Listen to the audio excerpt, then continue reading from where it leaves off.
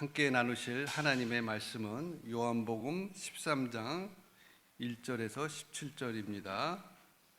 찾으신 후 저와 여러분이 한 절씩 교독을 하도록 하겠습니다. 1절 제가 읽겠습니다. 6월절 전에 예수께서 자기가 세상을 떠나 아버지께로 돌아가실 때가 이른 줄 아시고 세상에 있는 자기 사람들을 사랑하시되 끝까지 사랑하시니라.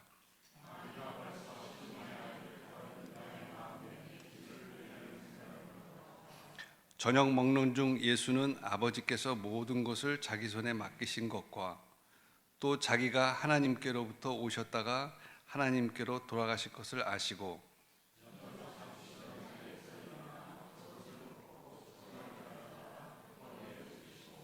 이에 대야에 물을 떠서 제자들의 발을 씻으시고 그 두르신 수건으로 닦기를 시작하여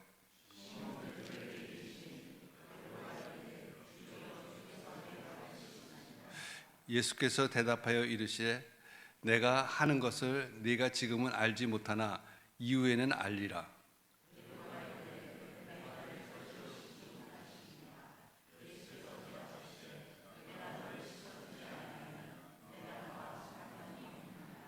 시몬 베드로가 이르되 주여 내 발뿐 아니라 손과 머리도 씻어 주옵소서.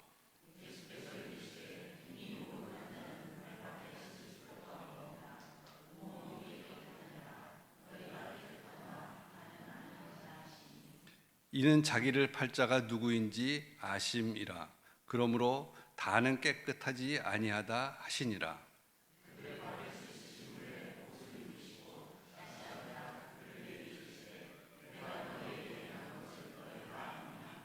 너희가 나를 선생이라 또는 주라 하니 너희 말이 옳도다.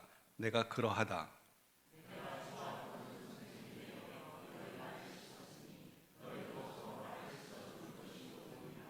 내가 너희에게 행한 것 같이 너희도 행하게 하려 하여 본을 보였노라.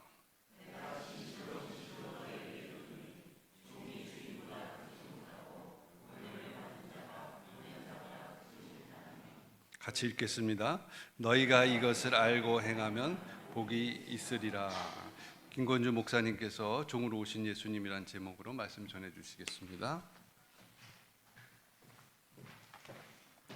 다시 한번 서로에게 좀 인사했으면 좋겠습니다. 주님이 부활하셨습니다. 이렇게 인사하실까요?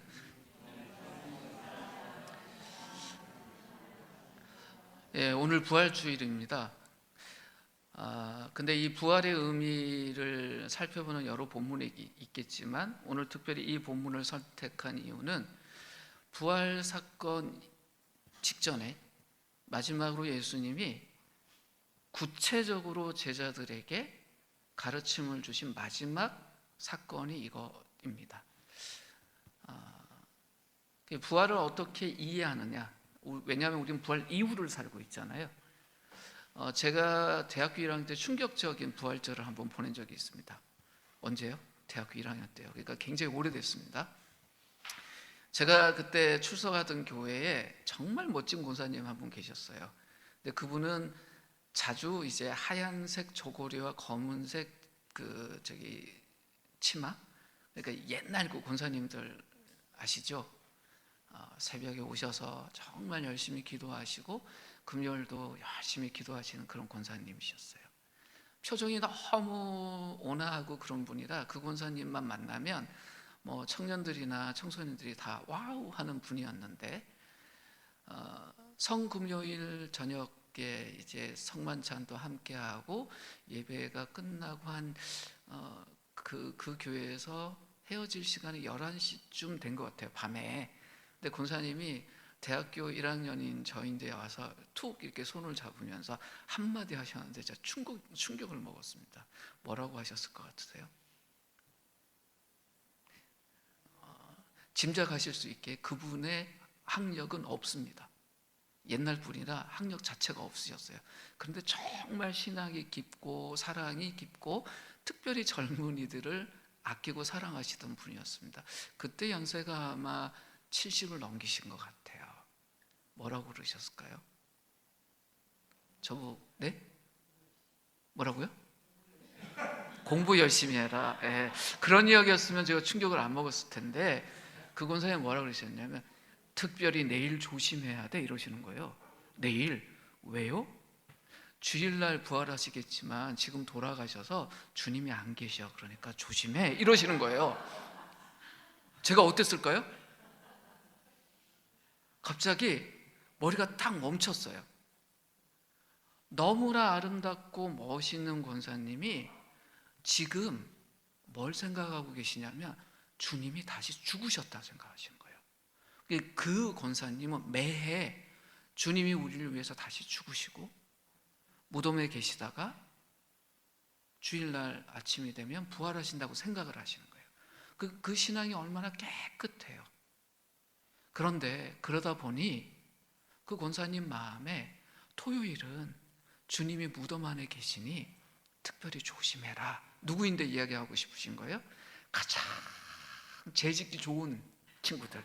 그 교회 안에 청년부, 대학부, 또 고등부 학생들 돌아다니면서 이렇게 등을 쳐주면서 내일 특별히 조심해야 된다 이러고 하시는 거예요. 와, 자, 그 권사님 말씀이 참 따뜻하게 다가오지만 우리가 부활을 어떻게 이해하고 살아야 되는가, 그것이 충격이었습니다. 우리는 부활 이후를 살고 있습니다. 근데 왜 권사님 그런 이야기를 하셨을까? 한두 달 지난 다음에 여쭤봤어요. 바로 여쭤보면 좀 그렇잖아요. 어린애가 대드는 것 같잖아요. 그래서 한 둘 달 지나고 권사님 그때 그런 말씀 주셨는데 왜 그러세요? 그랬더니 야, 세상 봐. 예수님 부활하셨는데 그 부활 밑에서 사는 사람 몇이나 되니? 그러시더라고요. 그렇다.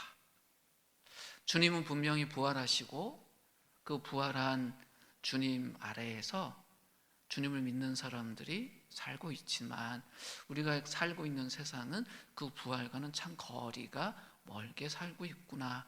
특별히 그 권사님 눈에 보였던 젊은이들의 삶은 부활하신 주님보다는 여전히 죽음과 죄와 어둠과 관계가 깊은 세상 속에서 맨날 치고받고 싸우고 넘어지고 쓰러지고 그런 삶을 살고 있었기에 젊은이들이 그 이야기를 하셨더라고요. 분명히 주님은 승리하셨고 부활하셨습니다. 우리가 그 승리 안에서, 그 부활 안에서 살고 있지만 우리가 지금 살고 있는 세상의 모습은 어떤가요? 그렇지 못한 면이 참 많죠. 지금 우리가 살고 있는 21세기, 과학이 정말 발달해서 정말 우주를 왔다 갔다 하는 그런 시대지만 여전히 지금의 이 세상에 가장 중요한, 세상이 가장 중요하게 여기는 중심 사상이 뭐냐? 나예요, 나. 나 중심. 자기 자신이 제일 중요하다고 세상은 여기고 살아요. 그런데 이것이 얼마나 위험한 것인가? 영어로 죄를 sin이라고 부르잖아요. S-I-N, sin이라고 불러요. 그런데 어떤 분들이 이 sin이라는 단어를 어떻게 이야기했냐면 그 sin이라는 단어 중간에 I가 있잖아요. I. 그래서 그 단어 가지고 이제 말장난을 합니다. 죄가 뭐냐? 하나님 중심이 아니라 나 중심으로 바꾼 것이 죄다라고 말해요. 근데 맞아요. 에덴 동산에서 첫 범죄가 벌어졌을 때의 핵심이 뭐였습니까? 하나님이 모든 것의 기준이고 중심이었는데 아담과 하와가 이제 내가 선과 악을 결정해 볼래요 하면서 자기 중심으로 바뀌어버린 거잖아요. 그게 죄의 특징이에요. 죄는 어떤 행동 이전의 태도예요. 이제 내가 결정하겠습니다. 나에게 좋은 것, 나에게 옳은 것을 내가 결정하겠습니다. 이게 죄의 핵심이에요. 그래서 우리는 뱃속에서 태어날 때부터 죄인으로 태어나잖아요. 근데 아기가 무슨 죄져요?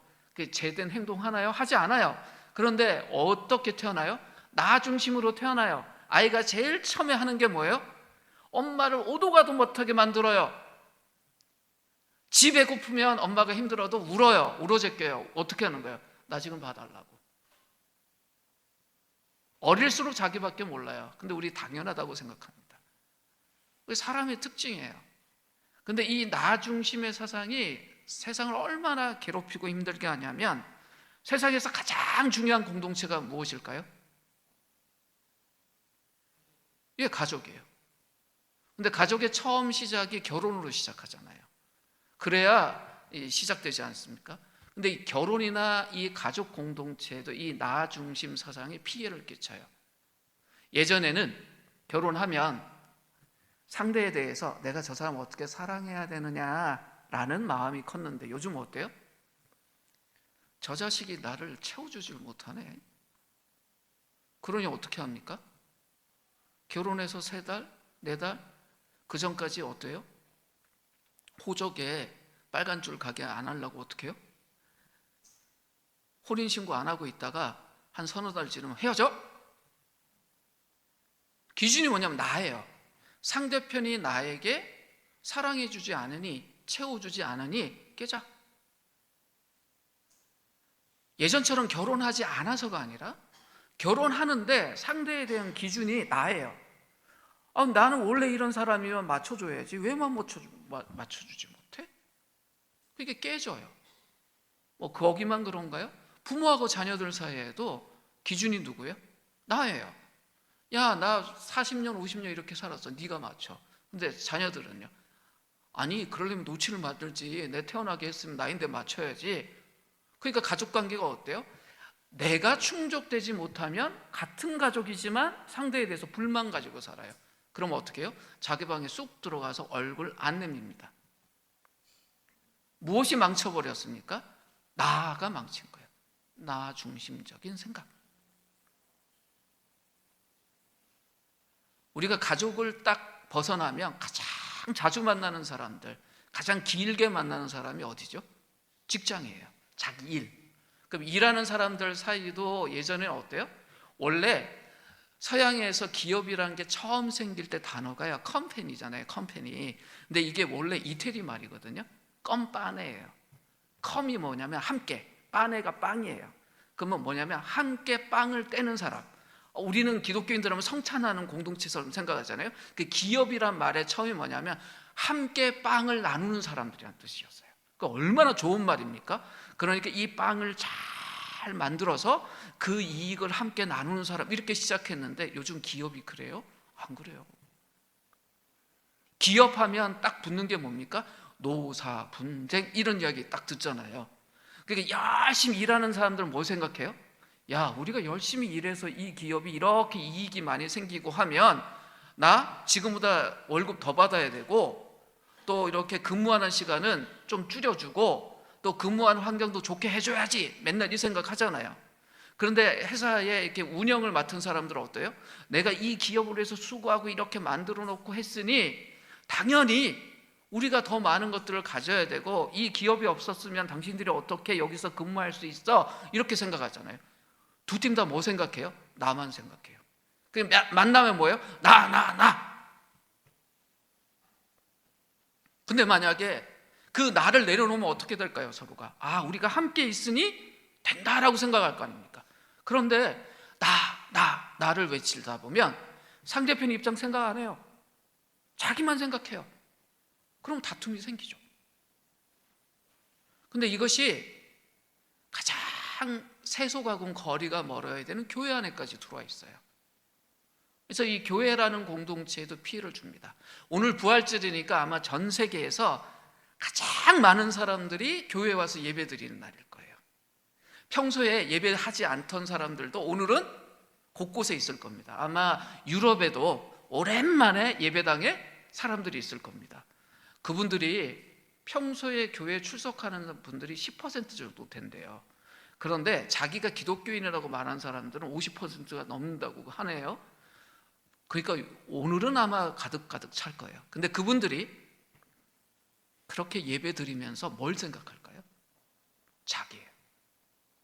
내가 참여한 이 예배가, 이 공동체가 나에게 얼만큼 감동을 주냐, 필요를 채워주냐.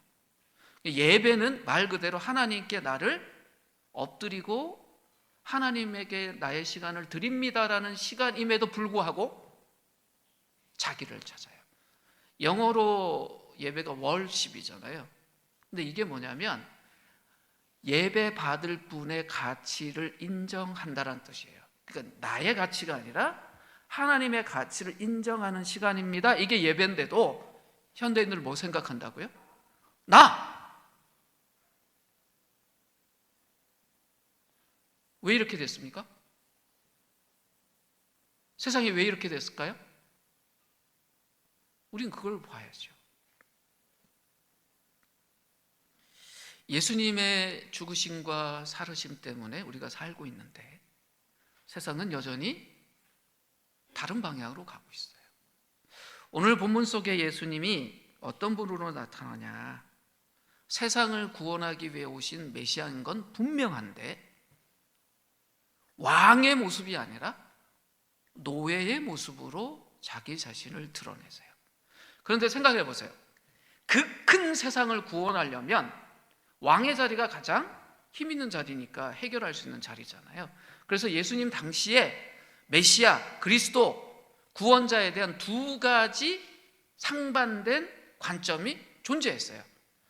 그 누구보다도 그 구원자를, 메시아를, 그리스도를 기다리고 있던 당시의 유대인들은 왕의 모습을 당당하게 가지고 있는 카리스마 넘치는 그런 메시아를 꿈꾸고 있었습니다. 왜냐하면 오랜 동안 나라 잃고 나라 잃은 것뿐만 아니라 자신들의 종교가 더럽혀지고 힘들게 있었거든요. 예루살렘 가장 좋은 곳에 있는 그 성전마저도 이교도의 흔적들이 잔뜩 남아 있었으니 자존심 다 뭉그러지고 얼마나 힘들었겠어요. 그 매일 그들이 뭐 했겠어요? 하나님, 우린 구원해 주십시오. 이 모든 걸 딱 해결해 줄 수 있는 그런 구원자, 그런 메시아, 그런 그리스도 보내주십시오. 늘 쳐다보고 있었어요. 그런데 희한하죠? 메시아가 올 것이라고 예언했던 구약 성경에 있는 선지자들의 이야기는 메시아가 그런 모습으로 온다라고 이야기하지 않았습니다. 그 유대인들이 메시아를 꿈꾸게 만들었던 그 구약 성경에는 그리스도가, 메시아가, 구원자가 어떤 모습으로 온다고 되어 있냐면 종의 모습으로 온다고 되어 있었어요. 그런데도 사는 게 너무 힘들다 보면요, 무엇을 보게 돼요? 현실을 보게 돼요. 이 현실을 한 번에 뒤집어 엎을 수 있는, 이 로마 제국의 압제로부터 또 이 이방 종교들의 압제로부터 한 번에 뒤집을 수 있는 멋진 왕이 와서 우리 구출해 줬으면 좋겠다, 그러고 있었습니다. 그래서 당시에 가장 그 유대라는 이 종교의 중심에 있는 리더들조차도, 또 보통의 사람들조차도 예수님의 모습을 이해하는 것이 힘들었어요. 분명히 이분이 메시아 같아요. 그리스도 같아요. 이분이 하시는 말씀이나 이분이 사역을 하면서 병든 자들 고치고 막 이런 일들을 보면 정말 메시아 같은데 한 가지 부족한 게 있는 거예요. 뭐예요? 왕 같지 않은 거예요. 그러니까 고민이 돼요. 그러니까 바리새인들끼리 모이면 뭐라고 했을까요? 야, 저 예수가 정말 메시아 맞을까? 가서 물어보자. 그래서 시험도 해보고 토론도 하고 자기들끼리 또 뭐예요? 정말 메시아 맞을까? 만약에 아니라고 생각했으면 아유, 더 이상 만날 필요가 없었겠죠.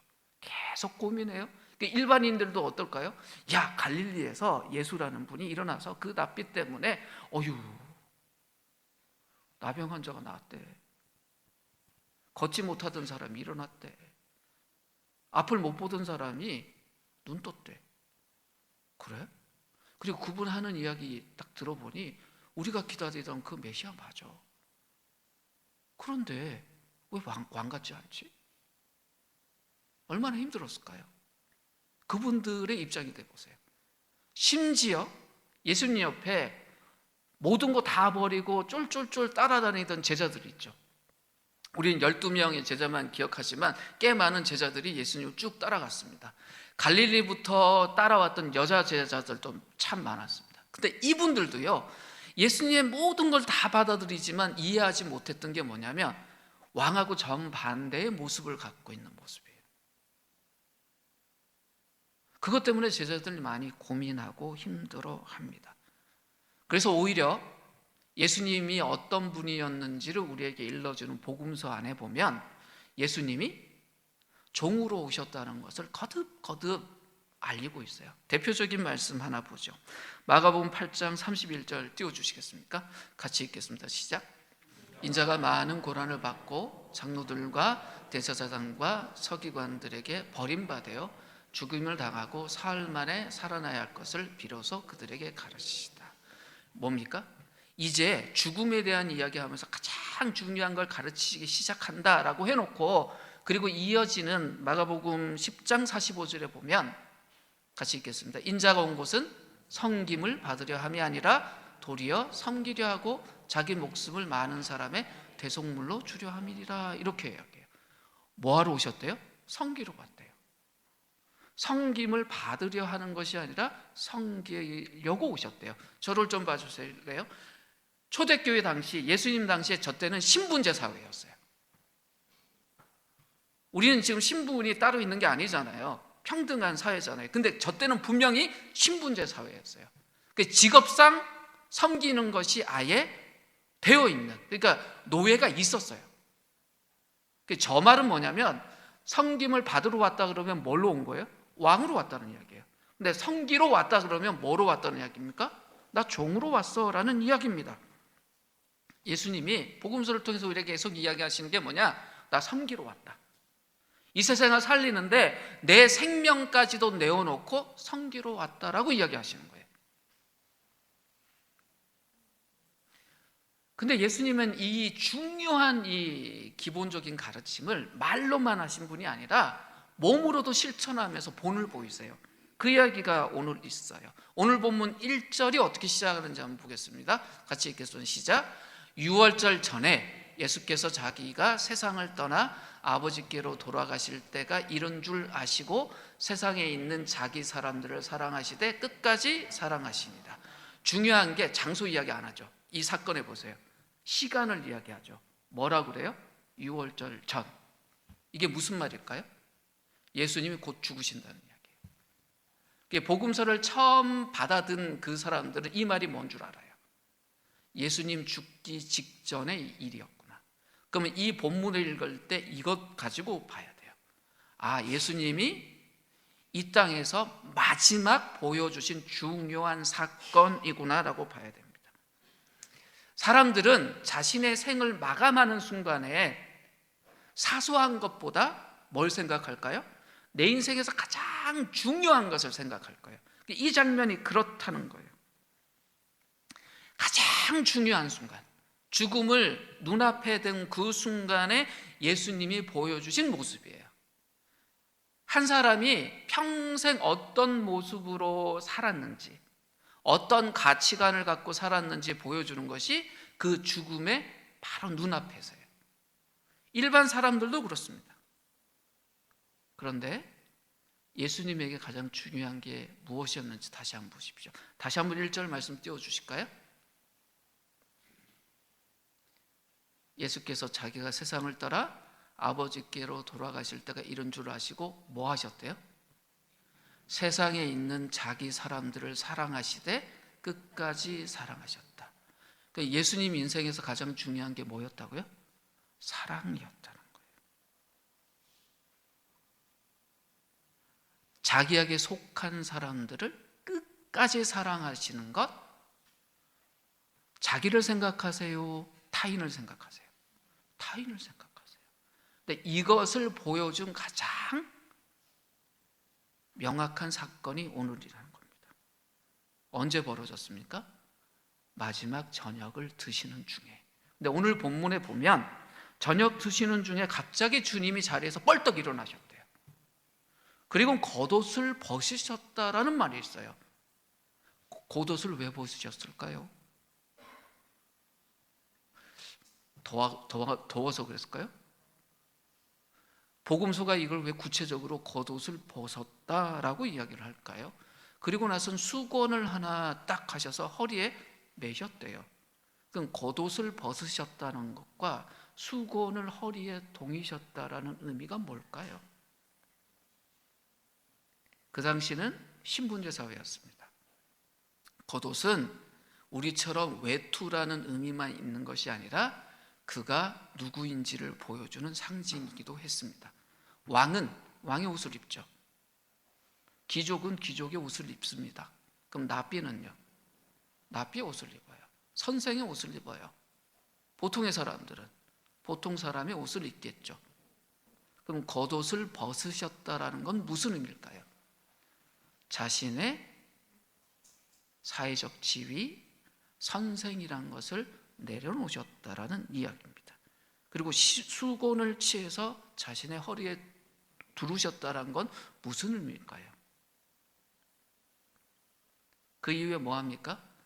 대하에다 물 받아다가 제자들의 발을 씻겨주시고, 발을 씻긴 다음에 허리에 동이고 있던 수건을 풀어다가 씻긴 발을 다시 닦아주시기 시작합니다.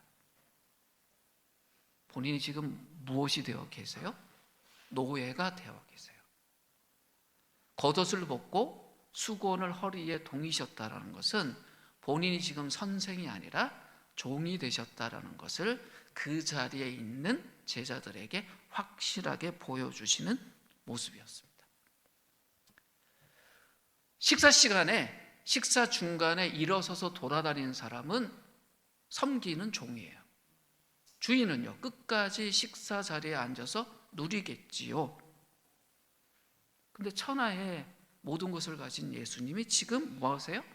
섬기기 위해서 수건을 취하셨다라는 것입니다. 근데 이 수건을 취하셨다라는 것이 굉장히 대단한 거예요. 만약에 물대야부터 갖고 오셔서 발 씻겠다고 합시다. 그럼 이 씻긴 발을 닦아줄 수건이 지금 본인의 허리에 없으면 어떻게 해야 됩니까? 누군가에게 수건 좀 갖다 주세요 해야 되잖아요. 근데 주님은 그것도 어떻게 하신 거예요? 누군가에게 넘기지 않으시고 자기가 섬기기 위해서 미리 준비하셨다는 거예요. 참 철저하시죠? 허리에 수건을 동이는 순간 이 섬김은 나를 위한 것이 아니라 다른 이를 위한 것이라는 걸 딱 보여주신 거예요.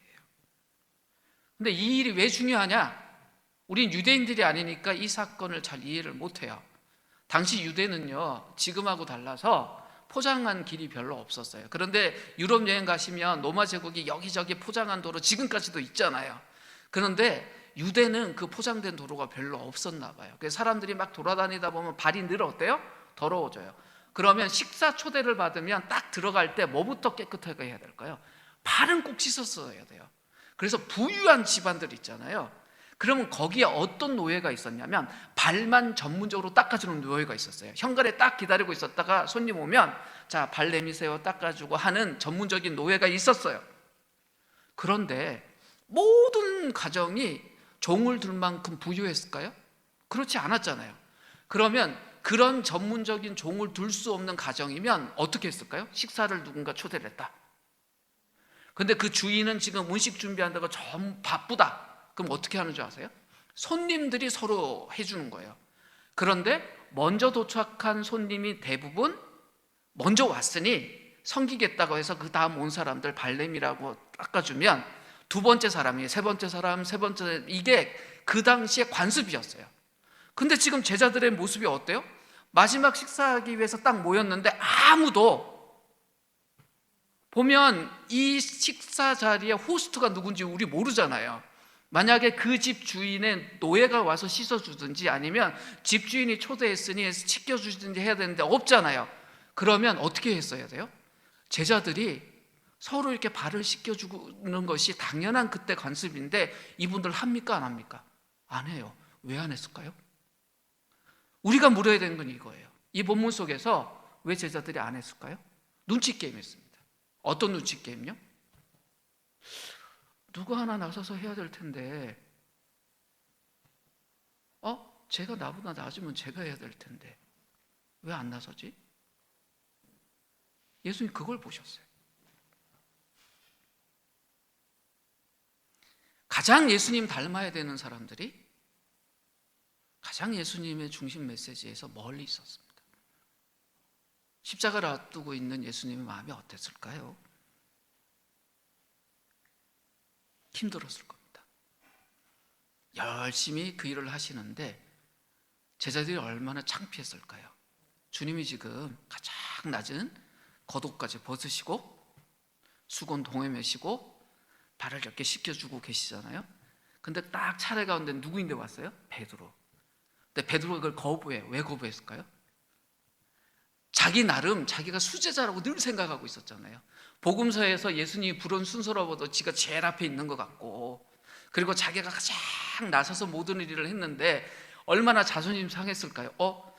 야, 주님이 할 것 같으면 내가 했었어야 되는데 이거, 그런데 이미 여러 명 시키고 있어요. 심지어 누구까지 시켜요? 좀 있으면 예수님 배신할 유다까지도 다 시키고 있는데 자기 차례가 오니까 자기가 좀 튈 수 있는 방법이 뭐가 있어요? 주님, 저는 시키지 마십시오. 거부해요. 이게 제자들의 모습입니다. 그렇게 베드로가 거부하고 나서자 그 베드로의 행동에 대해서 반응하시면서 주님이 하신 말씀이 있습니다. 오늘 본문 13절에서 17절 말씀입니다. 같이 볼까요?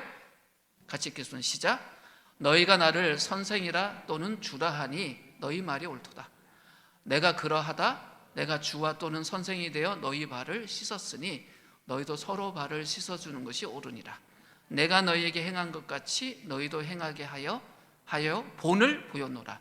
내가 진실로 진실로 너희에게 이르노니 종이 주인보다 크지 못하고 보냄을 받은 자가 보낸 자보다 크지 못하니니 너희가 이것을 알고 행하면 복이 있으리라. 이 말씀하기 직전에 예수님이 했던 행동이 하나 있으세요. 겉옷을 다시 입고 앉으셨다 그래요. 이 말씀하실 때는 어떤 위치에서 하시는 거예요? 선생의 위치에서. 근데 이 말씀 유심히 보십시오. 내가 너희들 발 씻겼으니 이제는 너희가 내 발 씻겨라 라고 하세요? 아니면 서로가 서로에게 발을 씻어주라고 하세요? 이게 핵심이에요. 내가 일부러 본을 보였다.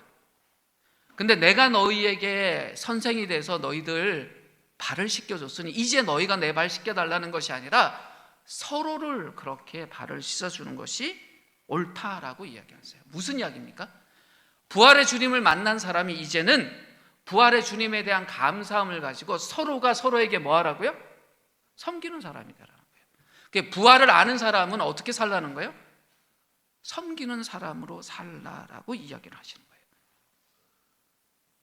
그리고 오늘 본문 제일 마지막 절, 본문 17절에 뭐라고 말하는지 다시 한번 볼까요? 시작. 너희가 이것을 알고 행하면 복이 있으리라. 보세요. 아는 것과 함께 뭘 강조하세요? 행하면.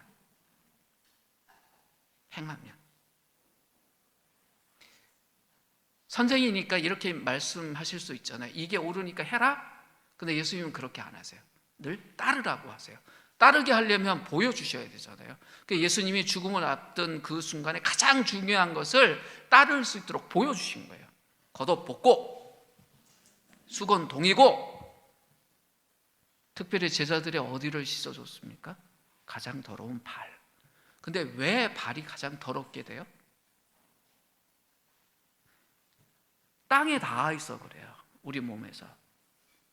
근데 이 발이라는 이 지체가 얼마나 고마운지 발만 더러워지면 나머지 모든 부분은 깨끗해질 수 있잖아요. 그래서 예수님이 그 발을 씻어주세요. 발이라는 애가 원래 더러운 아이가 아니에요. 다른 모든 지체들을 섬기고 있는 그 발을 붙드시고 보듬으시고 어떻게 하세요? 닦아주세요. 그걸 본으로 보이셨어요. 세상의 공동체 안에 발 같은 분들이 계세요. 평소에 보면 더러워요. 잘 보이지 않아요. 근데 예수님은 그들에게 가서 그들의 삶을 만지시는 분이에요. 그리고 우리에게 말씀하세요. 내가 본을 보였다. 너희도 그렇게 해라. 이 세족이라는 것을 실천할 때 어떤 분들은 이걸 형식화해요. 그래서 교회나 어떤 모임에서 서로 발 씻겨주는 거 하면 내가 예수님의 그 세족을 실천했어. 이것도 중요해요. 평소에 자기 발도 잘 안 씻는데 남의 발 씻겨주면 좋지요. 그러니까 오늘 가셔서 부부끼리는 꼭 상대 거 해주세요. 그러면서 괜히 트집 쌓지 마세요. 평소에 좀 씻지 왜 이랬냐 이러지 마시고 가족끼리 좀 하세요. 그런데 예수님의 이 말씀의 의미는 그걸 넘어서 그런 형식적인 것이 아니라 어떤 거예요? 정말 더럽고 냄새나고 가장 밑에 있는 예수님에겐 가룟 유다 같은 그런 사람의 삶을 어떻게 하셨어요? 만지셨어요. 쉬울까요? 쉽지 않아요. 그래서 주님이 뭐 하셨습니까? 겉옷을 벗으셨어요. 그 겉옷을 벗는 순간 사회적으로 어때요? 자신의 제자들보다 더 낮은 노예가 되신 거예요. 그렇게 스스로 겸손해지는 것. 내 경험, 내가 주장할 수 있는 거 다 내려놓고 상대가 나보다 낫다라고 여기고, 그리고 그 사람의 가장 연약하고 부족하고 더러운 부분들에 주님의 사랑이, 은혜가 임할 수 있도록 섬기는 것, 그것이 오늘 주님이 우리에게 이야기하시는 부분이에요. 이걸 위해서 주님은 매일 우리에게 오셔서 뭐 할까요? 우리의 발을 닦여주고 계실 거예요. 이미 주님 안에서 구원 얻고 부활의 은혜를 누리고 있는 우리가 이제 더러워진 우리 그 불만 딱 깨끗해지며 온몸이 깨끗하다라는 이야기, 베드로에게 주셨던 그 말씀 속에서 우리가 그렇게 주님의 손이 돼서 서로의 발을 닦여주면서 그 부활 안에 우리가 거할 수 있도록 초청하시는 거예요. 지금 이 시간에 한번 생각해 보세요. 두 가지입니다. 지금 주님이 오셔서 나의 삶의 어떤 부분에 손을 대시고 만져주시길 바라세요?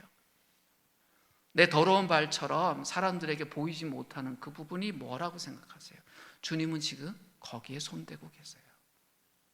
걷어보시고 우리 만지고 계세요. 발 숨기지 말고 내밀어라. 내가 닦아주마. 오늘 부활절에 주님 우리에게 오셔서 우리를 그렇게 만지십니다. 동시에 우리에게 뭐라고 하실까요? 내가 본을 보였으니 서로의 발을 닦아주어라. 내가 주님의 손이 되어서 다른 이의 삶을 만질 수 있습니다. 그럴 때 이 땅에 부활의 은혜가 실제로 경험됩니다. 그러기 위해서 우리가 해야 될 일이 있습니다. 겉옷을 내려놔야 됩니다. 수건을 허리에 매야 됩니다. 내가 벗어야 될 겉옷이 무엇인지, 내가 허리에 매야 될 수건이 무엇인지 매일 묻고 그 일을 기쁨으로 할 수 있도록 주님께 묻고 은혜를 얻어야 됩니다. 아빠로, 엄마로, 친구로 살 때 때로는 겉옷 벗어야 될 일이 참 많고, 그것 때문에 차가운 공기를 그대로 온몸으로 맞아야 될 때도 있습니다. 근데 주님이 그럴 때 우리와 함께 하세요. 우리를 통해서 일을 하세요. 자존심 상하고 마음에 상처 있고 깨어질 수 있어요. 우리의 손이 더러워질 수 있어요. 그러나 그것이 세상 가장 거룩하고 성스럽고 생명을 살리는 일이 됩니다. 우리 개인이, 우리 공동체가 그렇게 이 세상에 그 더러워진 발을 주님의 은혜로 닦으면서 주님의 평화와 사랑이 풍성해지도록 그렇게 수고하는 이들이 되었으면 좋겠습니다. 이제 잠시 기도할까요? 주님이 오늘 오셔서 나의 발을 만지고 계세요. 내 삶을 만지고 계시는데 베드로처럼 거부하지 마십시오. 주님은 그걸 만지고 싶어 하세요. 주님, 저에겐 이렇게 가리고 싶은, 아니 가려운 것이 있습니다. 그러나 주님 만져주십시오. 내어드리십시오. 그리고 그것을 정말 깨끗하게 해달라고 구하십시오. 그리고 우리가 이제 주님의 손이 되어 다른 이에게 주님처럼 다가가겠다라고 그렇게 결단하셨으면 좋겠습니다. 함께 기도하겠습니다. 주님 아버지,